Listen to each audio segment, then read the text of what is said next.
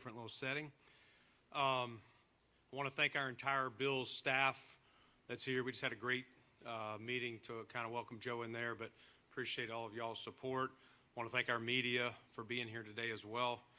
I want to thank our owner, Terry Pagula, and his family, Pete Gwelly, Terrence Gray, Brian Gain, and Josh Allen for the extensive work, time, and energy that we all put in last week when we started this search to where we ended up with Joe.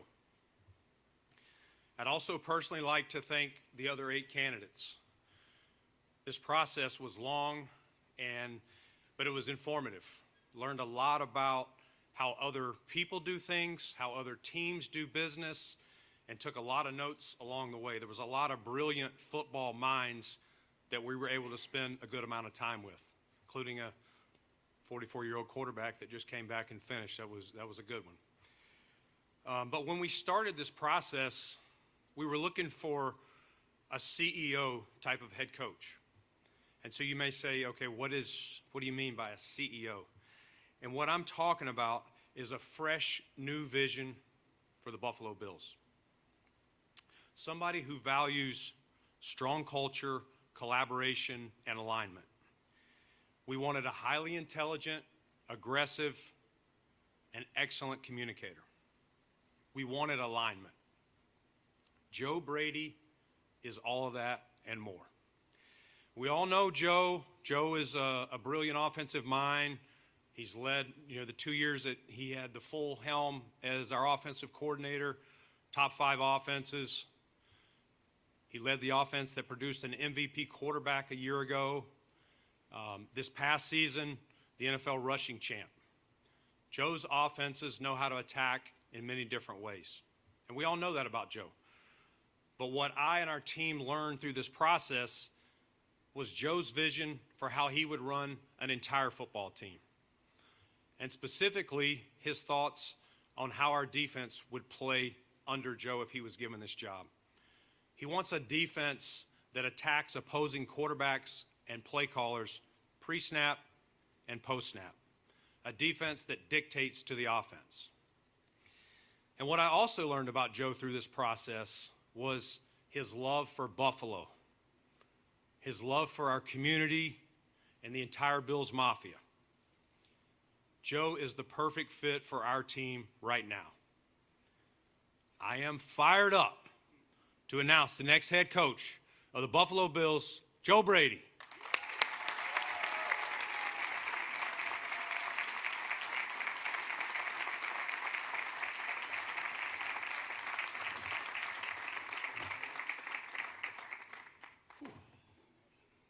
What's up, my guys? I'm trying not to get emotional already. I didn't do well in the staff room.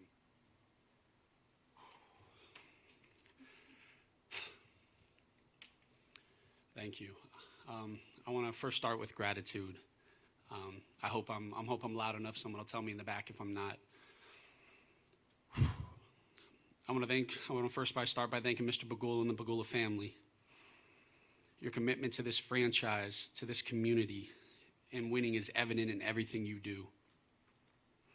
When this opportunity came along, I didn't want to just be a head football coach. I wanted to be the head football coach of the Buffalo Bills, doing it with the right people, under the right direction, with the right alignment. Thank you for the trust you've placed in me and the responsibility to lead with you. I don't know where she is, but I want to thank my wife, Lauren. She's right in front. I thought she was going to be with the little baby. She's right in front. I said hi to the guys, didn't even say hi to her. God, off to a good start. I definitely can't look at you now. This job demands sacrifice, right? I'm calling you on the way to a game while you're going into labor, right? And I find out after a game that you go through, you give birth by yourself. This game takes away time and energy and presence from you. And you've carried the weight that comes with this job so that I can pursue my calling.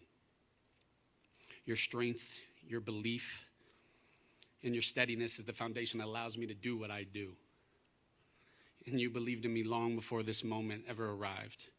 I am nothing without you, and I will not get anywhere ever in life without you. I didn't cry, so that's not going to go well.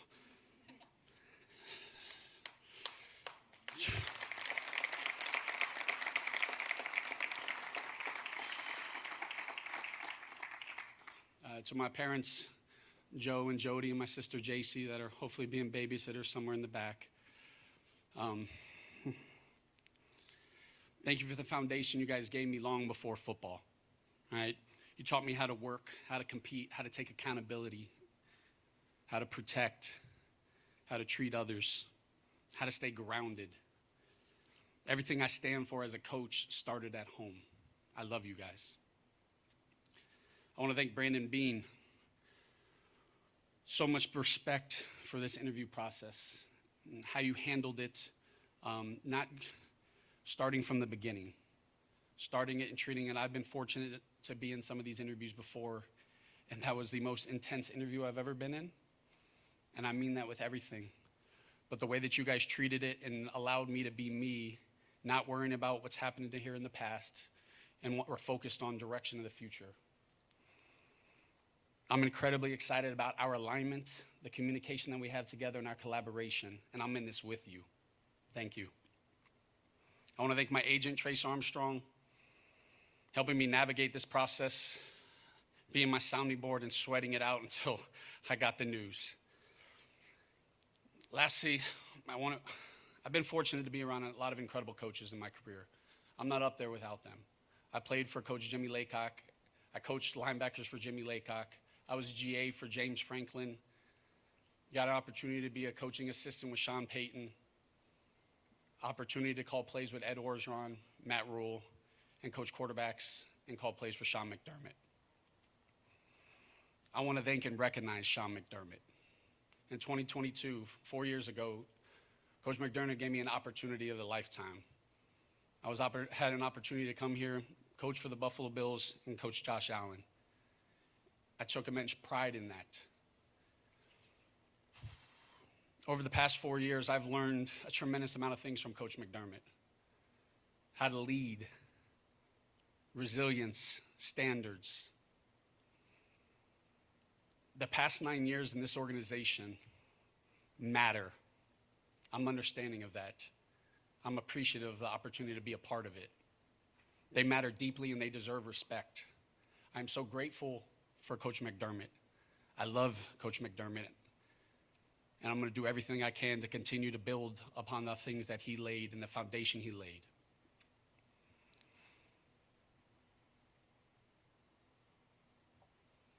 All right.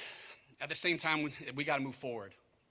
Right? And I think it starts with a new energy, a new mentality, and a new vision. A new energy that I got to drive every single day. One thing that the guys know about me, and it might be from espresso, it might be from Gatorade Fast Twitches, but I'm going to bring the energy every single day. And I believe people are going to feed off of that. I truly believe in being the temperature, right? I'm the weather, and they're going to feel it every single day. A mentality. I believe in everything about these guys right here, right? And the mentality as we go forward, that it is a nameless, faceless opponent that we're going against. And they got to play us and not the other way around. And I mean that with everything. They got to play the Buffalo Bills. They got to play Josh Allen and the Buffalo Bills, not the other way around. And it does not matter the day of the week, the time of the day. Is it outside? Is it inside? What's the weather? Just put the damn ball down. Let's go play. All right, and that's going to be the mentality that we play with. That's Buffalo. And then a vision. I believe in communication, connection, accountability, and love. I said this to the staff. Quiet teams don't win. Quiet teams do not win. All right, and I'm going to everything in my power to have that communication line open in everything that I do. I believe in that. And then love. Connected teams win. Connected teams win. If you love the man next to you and you care more about his success than your own, that's when you're going to win football games. I understand that I'm walking into this role in a much better position than Coach McDermott did. I am not naive to that. I also understand that the expectations are higher as well. I didn't take this job to shy away from expectations. I sure as hell did not do that. I'm embracing it. I'm understanding it. and I'm meeting it full on. I know what I signed up for, and we're going to embrace it because no one rises to low expectations. I want what this city wants. I want what Mr. Pegula deserves. Buffalo. The same thing as Buffalo. Buffalo isn't just where I work. And this is a kid from South Florida. Buffalo is not just where I work. It's where my life changed. There's nowhere else I'd rather be than right here, right now. And I mean that in my whole heart and my family. My wife and I got married while we've been living here.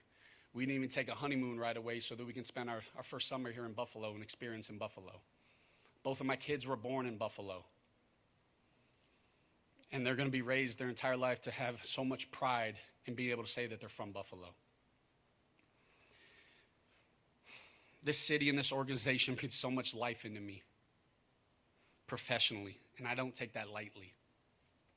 I want to make the city proud every day, and I understand the pride, and I want to do everything I can to earn wearing this logo. The pride and passion of the Buffalo Bills is second to none. Bills Mafia. I feel it, I felt it. There's no other place that when you travel, there's unwritten rules that you have to wear Bills logos. And you go on an airplane and you'd swear that we're playing a home game the next day because it's completely full of Bills fans. And the power that no matter where you are in the country, you can be in Italy, you can be in California, you can be across the world, that power that as you walk by someone and they're wearing a Bills logo, and the powerful words, I'm not saying much, but just saying, go Bills. I believe in the Bills Mafia. I have so much power and respect for it. I have so much respect for it. And I want to do everything I can to continue earning their respect and putting something on the field that they are proud of. Lastly, our players, my guys. Ooh.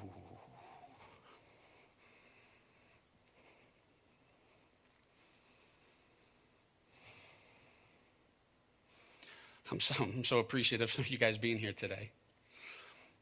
And thank you for allowing me to be myself, playing for me and being you with us. I may be calling plays still, but I'm no longer the offensive coordinator, Max, right? The defensive and special teams guys one day, I can't wait to grow our relationship, right? And deepen it and understand who you are and continue to grow that. And I can't wait to go out to practice, right? And when you get a takeaway, be able to celebrate with you, just like I was talking a lot to you.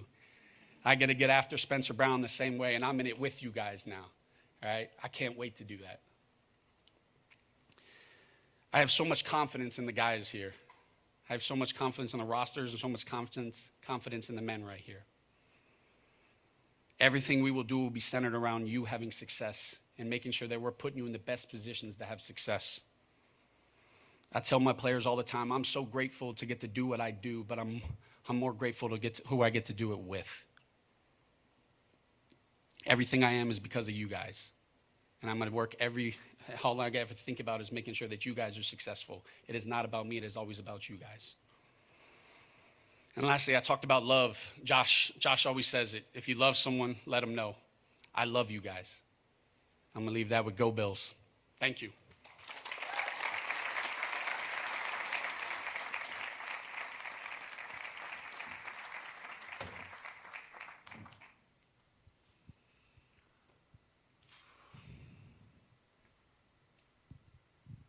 Boys.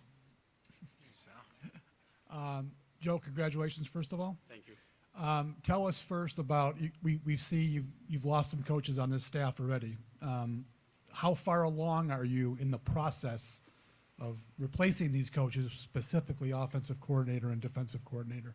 Yeah, look, what's important to me is not just being in such a rush to put together a staff, but putting together a staff of the right people and surrounding them with different personalities, different ideas, different viewpoints. I don't want a lot of guys that just think like me.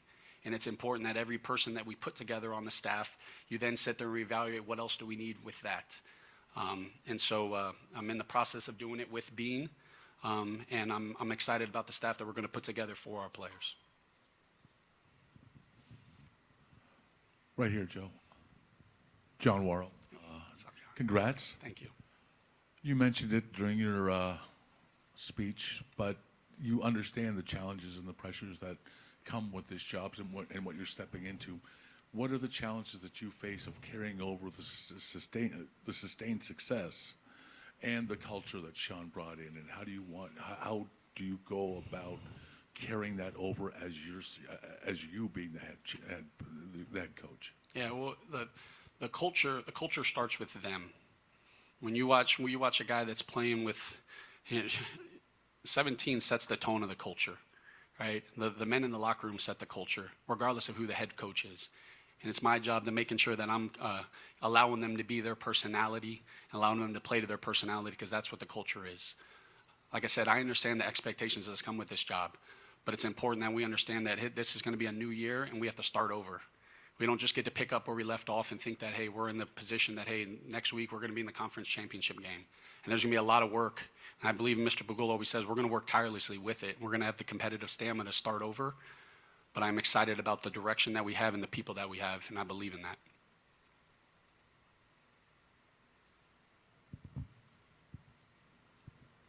I guess. Brandon, when did you know that Joe is your guy? Yeah, it's funny. We interviewed Joe first, and these were long interviews. You know, some teams that started earlier in the process kind of Zoom some people for an hour, maybe hour 15 is a lot of those, and then you hear about the second interview. We knew that we needed to kind of pare this field down best you could. I mean, nine people is still a lot. But at the same time, you want to be thorough with the process. And so we kind of went through, after each person went, we debriefed as a group and took notes and made sure to hear each other, like what, because sometimes I may miss something. Oh, that's what he was saying there.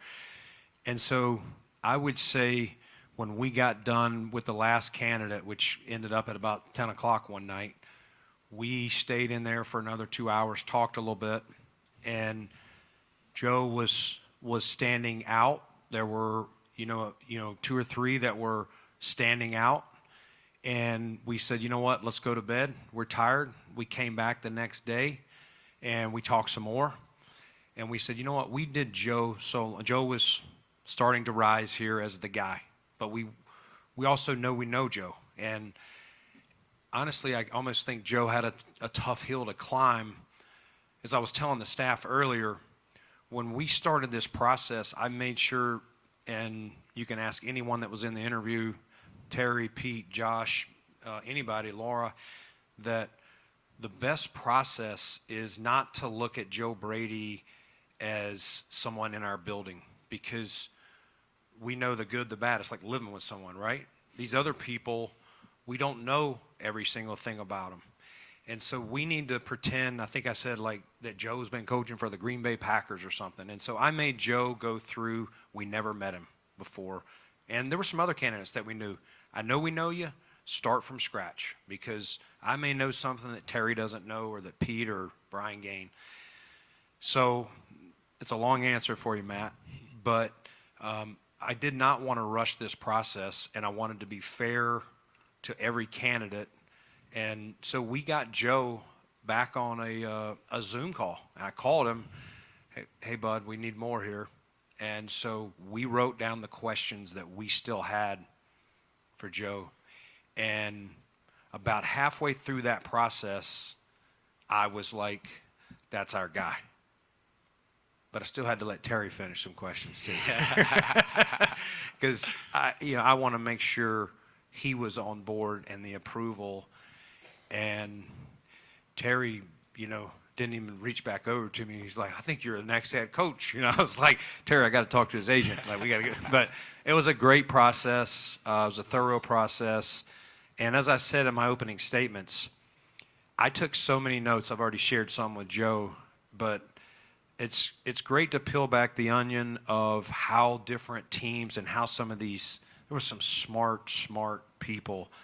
And I mean, you're always trying to learn. I learned way more than, I knew I would learn stuff, but I learned way more than I ever thought I would, that I was missing. And so we'll take those as advantages, and we'll talk about what we heard, what we like, and try and create this new vision for the, the next iteration of the Buffalo Bills. Joe, what needs to change and how will you do it? Yeah, I'm in the process of sorting through without getting into all the details. Like there's a lot of things that, like I talked about, is I want to make sure that we continue to kind of own in on right now is the energy, the mentality, and our vision moving forward. I'm not necessarily focused on changing things as opposed to where do we need to go from here and just moving forward with that direction. That would have been a pretty short interview, though, if you didn't have ideas about what you want to implement. Can you share what you told during the interview process, what you want to do with this team? Yeah, I think look through the interview process. Like I said, it was an extremely intense interview, and look, Josh Allen was stoic in it. Like I made sure he didn't. I didn't talk to him for a week, which was, I'm at edge, but he was making sure that he was removed from it, and everybody in that room, I was appreciative of the professionalism, right? The premise of the interview was making sure that I was able to kind of talk about, not use it as a, hey, these are things that I would change. It's more of, this is what I would do as a head coach, and this is the vision that I'm looking to do here. I think a lot of times we think that, hey, when you take over a place, you just have to change a lot. Sometimes it's just fine-tuning some things. But without getting into the details of the privacy of some of our conversations, I really want to make sure that our mentality, all right, and the vision that we're going to with the connection and the love and the communication is at the forefront. Joe Brady, Mookie Hawkins. Congratulations, man. Thank you, brother. Gotta get used to you being in a suit now. You might, hopefully you don't have to see it in a while. Yes, sir. Yes, sir. But how do you plan to support Josh Allen's growth as a leader and a playmaker? And what changes can you expect when what's most important to you when building a coaching staff? Yeah, like every decision this organization makes, it's with the thought of Josh Allen and the players in mind. Right? I'd be crazy not to. I was a part of incredible organizations in New Orleans surrounding around Drew Brees, and there wasn't a decision that was made without Drew Brees being thought about, talked about, and making sure you understood it. Doesn't mean it was always the decision, but it was important that he was involved in it because he is the leader of this organization, and the weight that he has on his shoulders is something that I can't even imagine. Everything I think about is trying to find ways to put him in a position to have success, because that's all I care about with him. Josh Allen is the best player in the NFL, and I have to grow, right? And part of me growing is that's going to allow him to be a better version of himself. And I'm so excited to be able to continue this journey with him. I have so much love for that man right there, and all I want is him to get everything that he deserves, and that's all I do for. Hey, Joe. How we doing? John Anderson, congratulations. Kind of what Tim had kind of asked you, I'll ask again.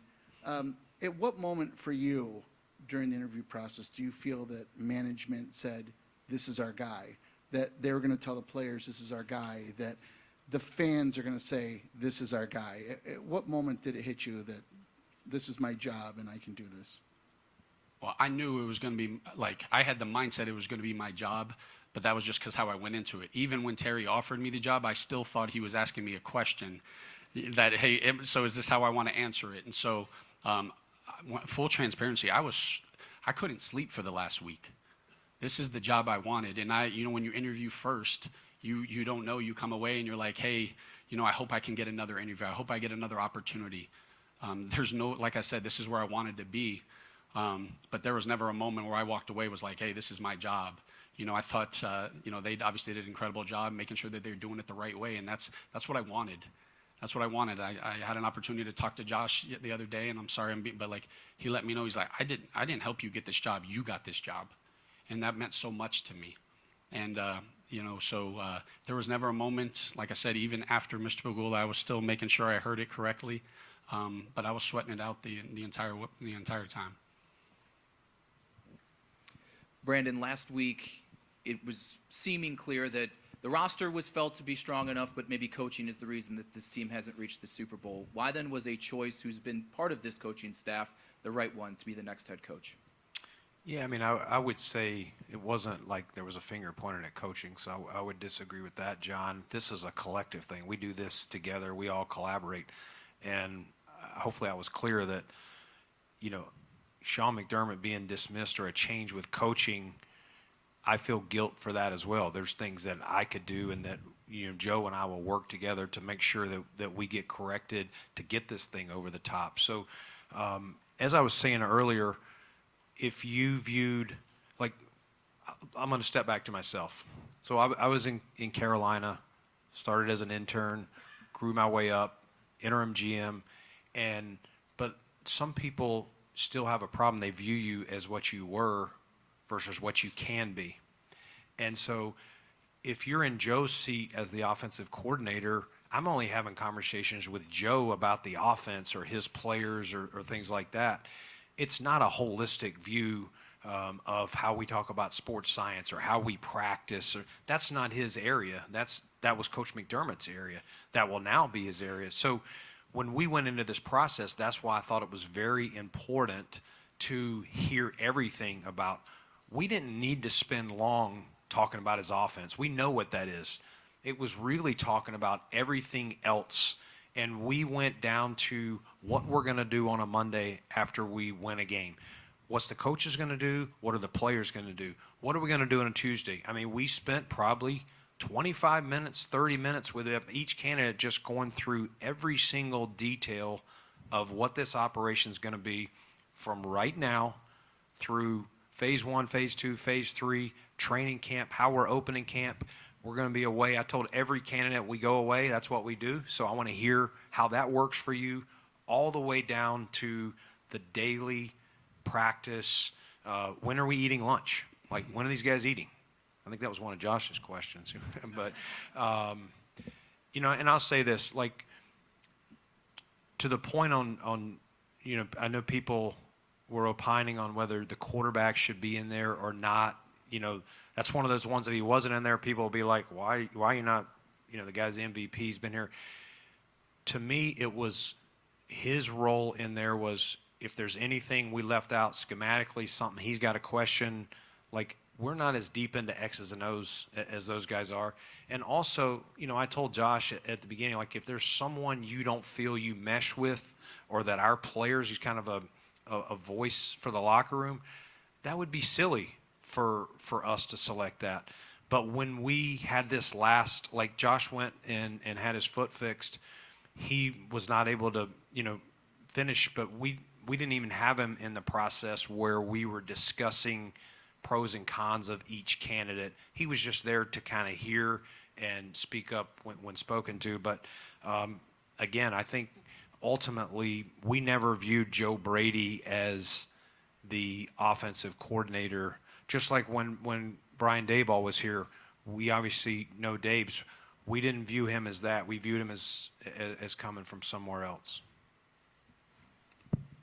Hey, Joe, Andy Young from Spectrum News. Congratulations. Thank you. What is your approach to defensive football, and what type of qualities and style are you looking for in a defensive coordinator? Yeah, look, the privilege that I've had of calling plays, you understand what keeps you up at night. When you're calling plays, I feel like defensive football for so many years was just putting stress on quarterbacks. You get to the line of scrimmage and they're putting stress on quarterbacks pre-snap, post-snap, and nowadays the type of, the best defenses and the best minds are continuous all the way through the play call, putting stress on coordinators.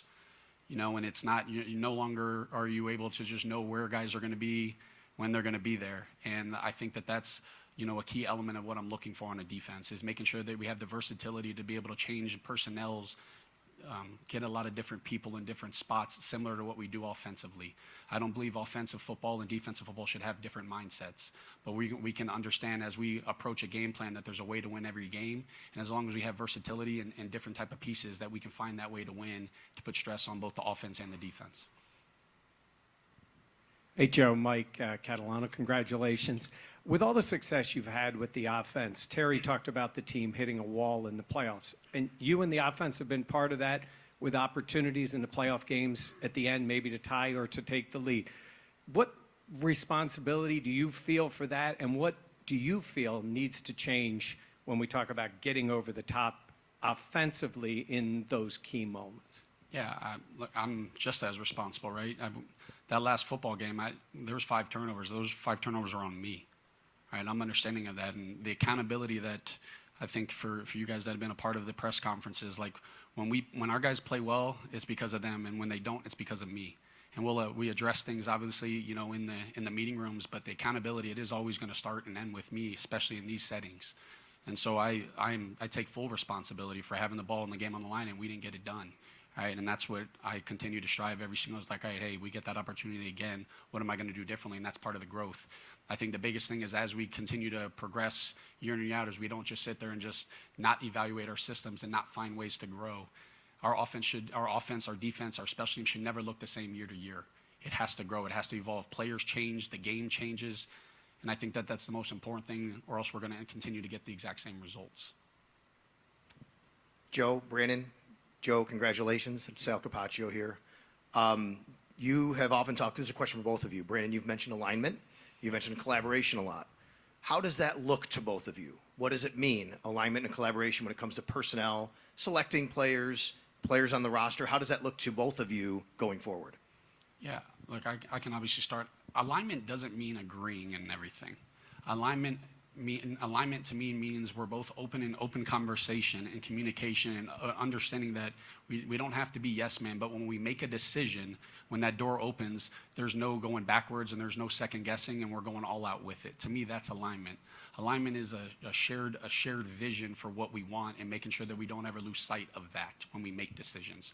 Like when I say, hey, Josh Allen and the guys are always at the forefront of exactly when we make every decision, that's alignment, and making sure as we evaluate and as we continue to go, when we're going to make decisions, we don't lose sight of that. That to me is alignment.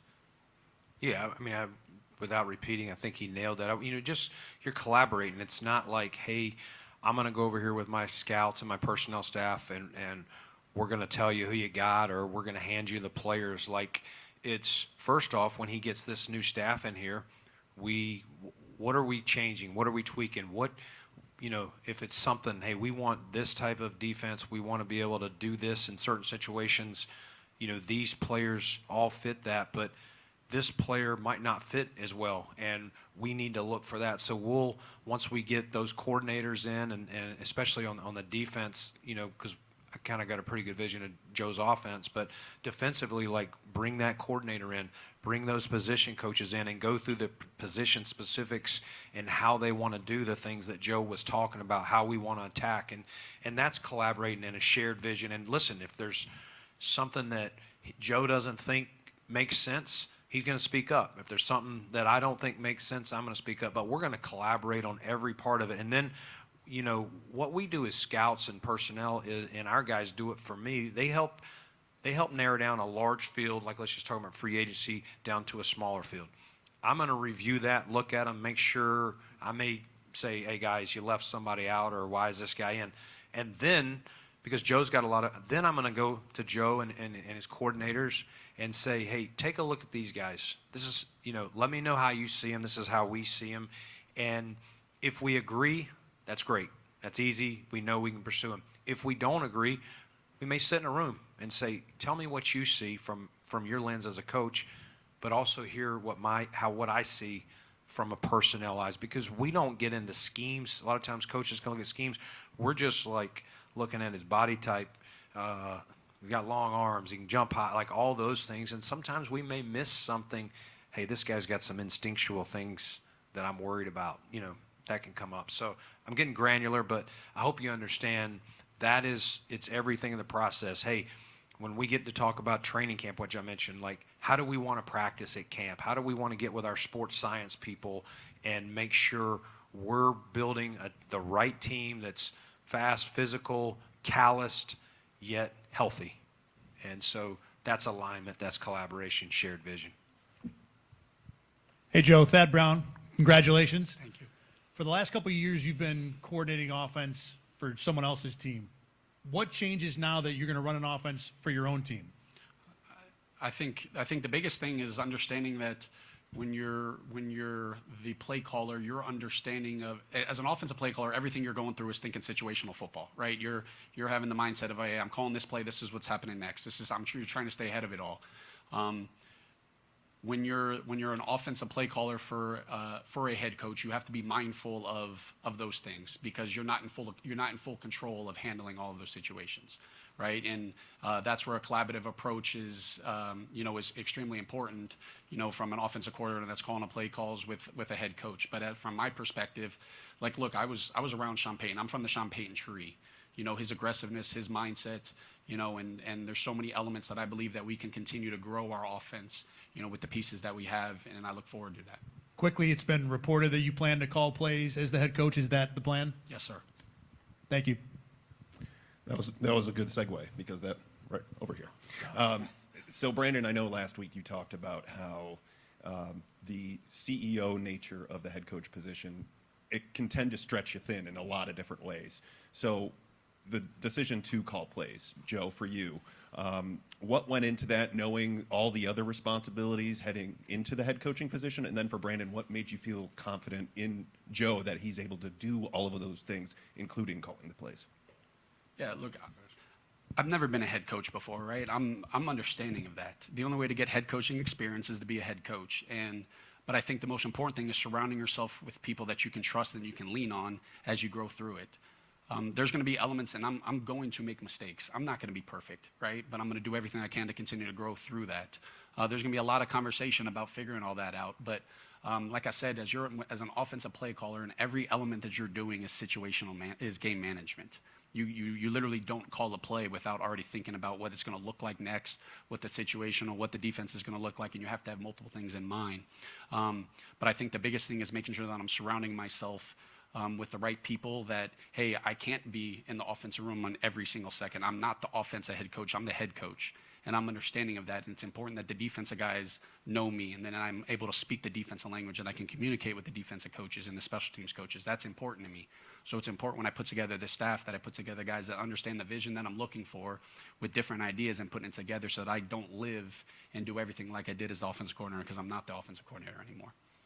Yeah, Joe, to segue off that, I think that was part of the process of making sure that we didn't view Joe as just the OC, but his staff, which he's mentioned, and his plan for surrounding himself with people, and obviously he's got relationships. He's mentioned Coach Payton and other guys that have done this, and so anytime you hire, and we interviewed some people that had a head coaching job and some that had not, but anytime you hire someone for the first time and they're doing this, there is a little bit of unknown, but I believe his plan, his vision, and our communication, I think we'll be able to support him where he needs it, which he will. And he said he's going to learn along the way. I would think if you sit down 12 months from now, Joe's going to say, "Man, that was wild. I learned a lot, and I'm going to be even more prepared, for season 2." Mm-hmm. Hi, Joe. You mentioned all the great coaches you've learned under. Over time, how did you build a vision for how you wanted a football team to operate? I think in all the places that you go, you're consistently learning, taking notes, not necessarily from the coaches that you're working on, but teams that you're going against, the way that the football evolves. But the biggest thing that I learned all the way is that if I'm not myself, it's not going to work. If I try to just, pick up, this is what Coach Payton did, and take it somewhere else, that's not going to work. I think that that's important, that I have to be me. And I think the great coaches that I've been around have been comfortable in who they are. Like you guys, as you guys know, I do curse. I stutter on some words. Like, I am me, and I'm comfortable in that. And I think my guys understand that. But I'm going to be my personality. And I think the great coaches that I've been around are comfortable in who they are and know their strengths and put together a staff on things that they might necessarily be their strong points. Brandon, I was curious, considering who you were interviewing, was there a conversation about waiting for coaches in the Super Bowl in this process, or what was that like with getting the late start on going through this coaching process? Yeah, great question, Elena. Because when we started, the NFL rules allow you to do Zooms up to a certain point with any candidate, as long as you follow along at the right time based on whether they're in the postseason or not. But because of when this change was made and when we started our search, we were no longer allowed to talk to coaches that were still in the postseason. To the point, the way we did it was we said, let's go ahead and start this process with all available coaches. Their seasons have ended. and we timed these up to run. We were interviewing even while the games started on Sunday. And so we said there are some other candidates that are playing, and there's some on each team. We had them identified, and we got on with them the next day and did that. But, we can't even, because of the rules, we can't even Zoom anyone on either of the remaining teams. And you hate to rule it out, but I think you would unfairly hurt them because all the staffs are going to be filled up. And I just don't know if it would be fair to them or the Bills to wait any longer. It's, I've long been a proponent of changing the hiring process, if you guys remember, and I've brought up rules changes, but I don't make the rules. And my job is to make sure I'm always doing what's best for the Buffalo Bills. And so I just thought once we got to this point, it would be, just not smart to wait any longer. We need our guys, as long as we find the right guy. Now listen, if we went through these 9 and we said that we're not going to force it, but we had some very good options when we did this. And clearly at the end, Joe was the man for the job.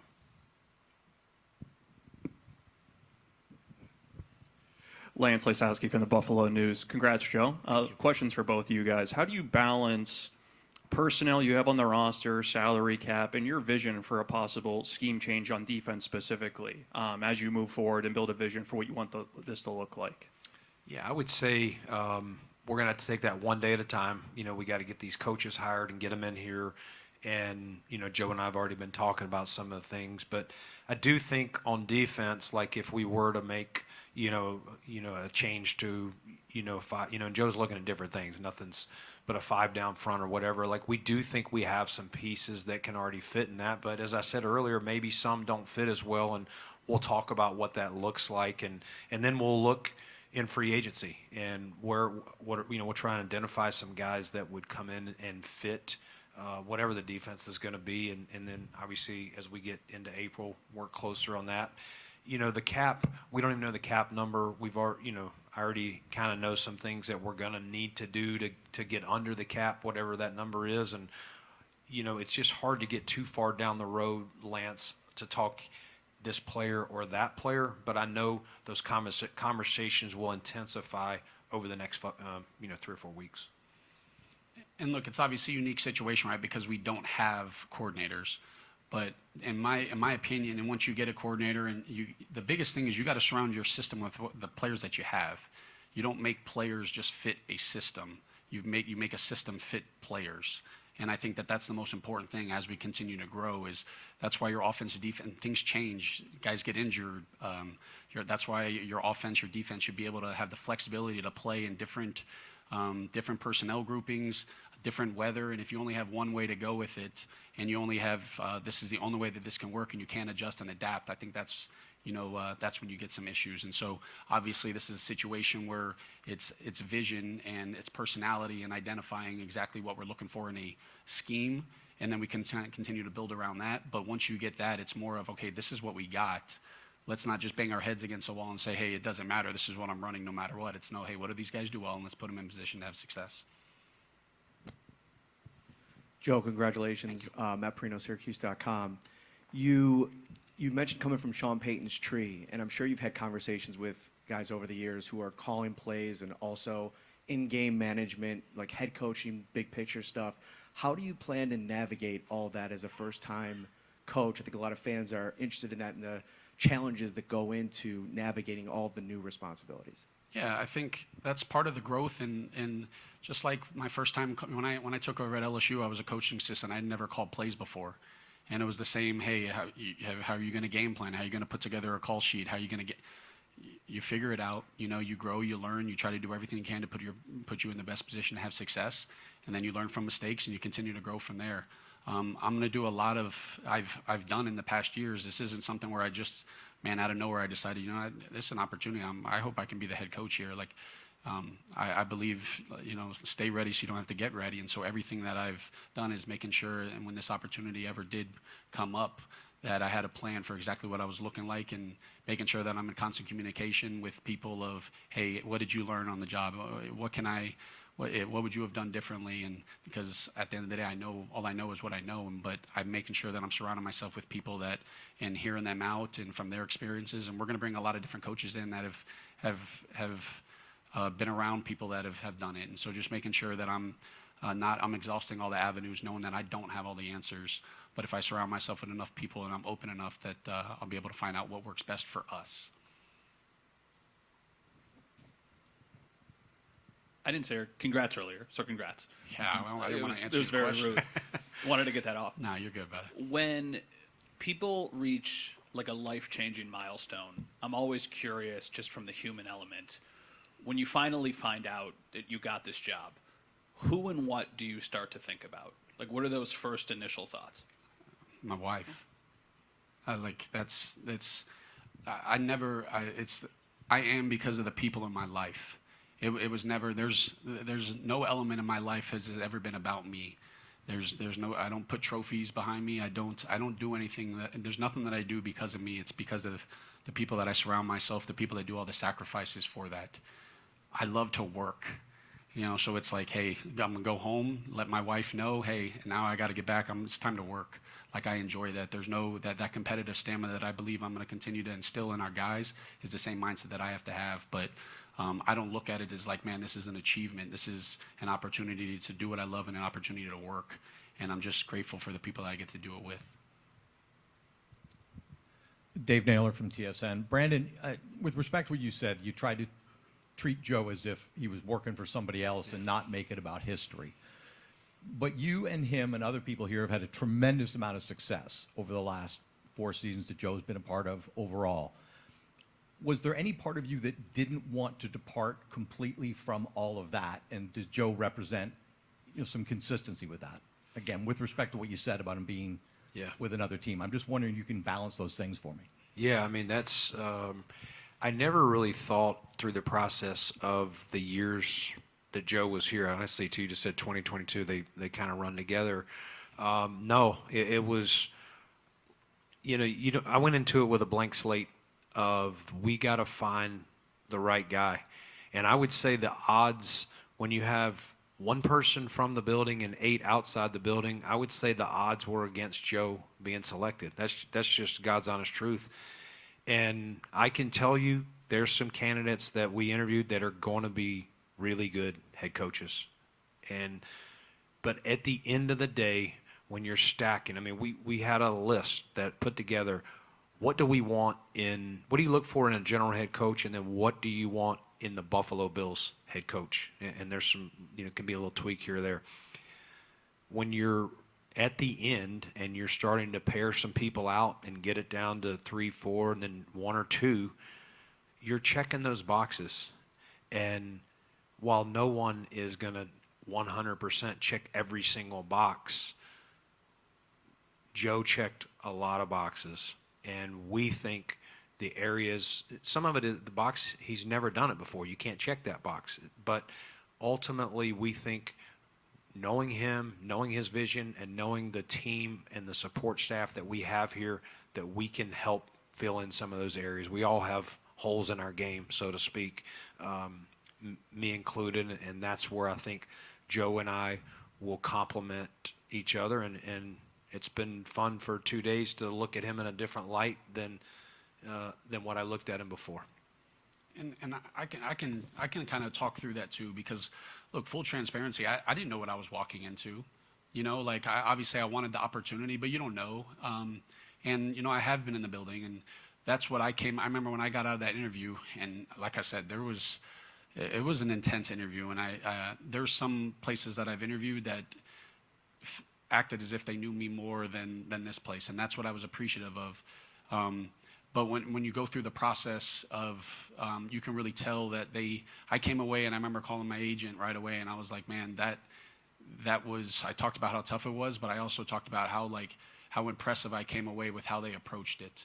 The questions, what mattered to them. I mean, Josh did not toss me any alley-oops, I can tell you that. Like, it was impressive, even the questions that he asked and the vision that he was, kind of talking through. And so it gave me an opportunity to obviously, get in front of Mr. Pagula, and it meant a lot to me. But the way that they approached the situation meant more to me. I didn't walk away feeling like, oh, hey, you know what, I was just in-house, hey, check the box. Like, I walked away and I was appreciative of the opportunity, and I was able to show who I am because they allowed me to, they didn't sit there and say, hey, we know this guy. Joe, you got guys that's on the staff that was with you, such as Ron Curry, who was quarterback coach, the same position that you were in. And then you got guys that on the defensive side, which was the #1 passing defense, that that played an integral part. How would guys like Jamel Uday and guys like Ron Curry share some of the qualities when you look to building that staff? Yeah, I think, look, the biggest thing that to me is when you put together a staff is understanding the different type of personalities and making sure that you have a bunch of different backgrounds, both schematically, personality, and not just sitting there looking for a cookie cutter. If we have a bunch of Joe Brady's in the room, we're not going to grow and we're not going to evolve. And that's important to me. And so putting together that staff, there's so many critical elements that I look for, different type of people. Some guys might be more fundamental driven. Some guys might be the energy, the juice, the rah-rah guys. Some guys might be the calm communicators, and understanding the type of rooms that they're coaching and putting that room together is so important to me. And so making sure as I'm looking at it from a clean slate, just like they did, and saying, hey, what am I looking to? I only get one opportunity to be a head football coach. I'm not in the business of hiring my friends and making sure I want to get the best football coaches for these players because they deserve that. And so that's what's important to me. Absolutely. Now, diving into player development, you got young guys such as Max Harrison, Dwayne Carter, Keon Coleman. What would be your approach into their development going forward? I think the biggest thing is making sure that we go back and evaluate our systems to start. And that's in every element of the organization. There's a reason they're on our football team because we believe in them, right? And they need, one, to understand that. And I think, two, is understanding and communicating to get to know them. The only way you can coach guys is if you really know them. How can I hold him accountable? How can I communicate to him? How can I understand how he views this if I don't care about him and I don't get to know the other person? And so that's what the biggest thing for me this off season, just is to talk with the guys, get on the FaceTimes, try to get an understanding that I'm not the offensive coordinator anymore, right? I'm their head coach, and I want to get to know them so that then I can be able to coach them and continue to develop them the way that they need. Hey, Joe, there was a lot written, talked about the downfield passing game this year, and obviously you're as close to it as anybody. What do you look at? I'm sure you've reviewed it all. How is that going to improve? What do you have to do to make this team more functional down the field than it was last season? Yeah, look, there's so many different elements that come into just saying downfield passing, right? We ended up finishing second in the NFL on explosives, right? And so there's so many different ways of how you can throw the ball 20 yards and get a 20-yard completion. You can throw the ball behind the line of scrimmage and get a 20-yard completion. There's so many different ways you can get that. But I also think you have to understand that you got to be able to attack the defense, to stretch the defense vertically. But you also got to be smart about what you're going with and making sure that Josh is making great decisions as he's handling that. That's an element of our game that has to improve, and it will improve. And it has to improve in the offseason as we get into the situations of we don't have pads and it's a passing camp essentially. Like I said, I'm from the Sean Payton tree, right? And the way that I was raised and understand that the aggressiveness of pushing the ball on the field and what it does. But I also understand we're not going to just bang our heads against the wall. And if people are as deep as the deepest and it's like, hey, Josh, just throw it deep. But we're going to continue to evolve and change and grow our offense based upon the personnel that we have. Josh is going to continue to grow and get better. And then we're going to be able to put an offense around that. But just to say, hey, we're just going to throw it deep, just to throw it deep, we got to make sure that we're effective at it as well. Hey, Joe, Jay with the Buffalo News. How much autonomy did you have over the last couple of years to call the offense that you wanted to call versus having it fit into a vision that was maybe laid out by the head coach? Look, there's a way to win every game. And that's to me the most important thing. And as a head football coach, sharing the vision and making sure that you're communicating with your coordinators about this is what it's going to take to win this football game. Part of I do believe calling plays is understanding that as well. When you look at us from an offensive perspective this year, there was games where we lived in 13 personnel and needed to control the line of scrimmage and control the game. There was games that we knew, hey, this is going to probably be a high-scoring game, and you got to call it differently. Look, I'm the play caller, and I'm not gonna put any excuses or anything like that. If there was any issues or anything that came up from an offensive coordinating perspective for our offense, that falls strictly on me. And I was in communication with Coach McDermott, and at the end of the day, we have to grow our offense. I know we had a lot of success this last year, but we looked different than the previous year, and we're going to have to continue to look different next year. Awesome. Thank you, guys.